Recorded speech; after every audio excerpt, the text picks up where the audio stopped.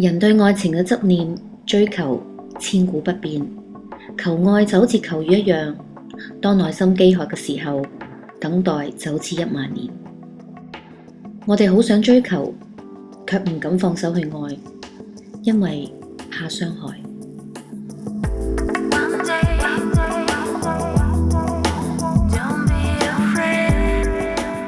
細個嘅時候，愛情就好似童話，係充滿幻想嘅。就係因為未試過，所以等待嘅感覺特別美好。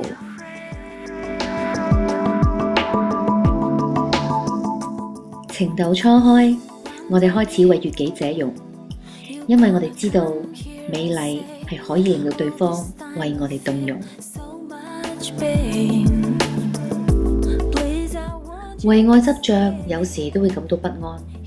我哋以為付出更多，悲情就能夠感化冷漠，呢個係錯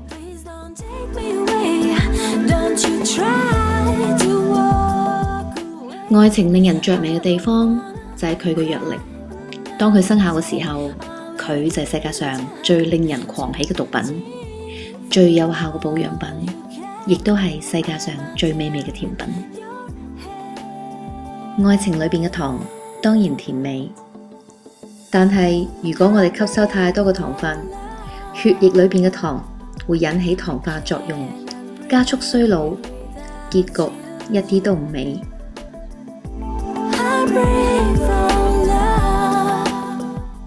愛情喺等待嘅時候係最輕盈，亦都係最孤獨嘅。愛情喺曖昧嘅時候係最動心，亦都係最造作。我哋求愛，其實大家一路期待緊愛情嘅美好，但係我哋往往忘記愛情嘅成分唔單止淨係糖，仲有其他味道。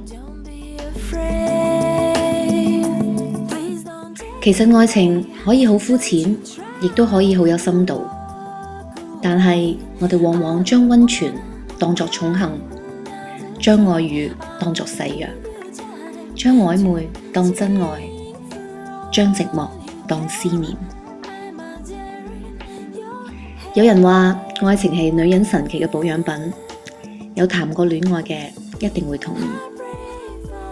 保養品亦都係求愛嘅必需品，揾到好嘅又適合自己嘅，美麗自然不費力。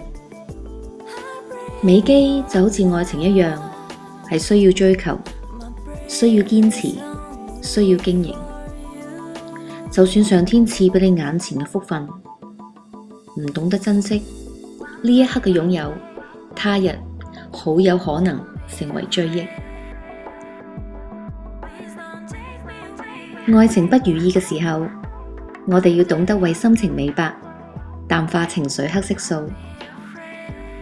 當皮膚失意有斑點，我哋亦都需要識得選擇產品，幫皮膚打發所有嘅不如意。如果話靚係愛情嘅入場券嘅話，咁美白嘅肌膚就係靚嘅禮券啦。好嘅美白產品，除咗可以提升膚質，令到素顏擁有透光感，唔使依賴粉底之外，仲可以用嚟做美白面膜㗎。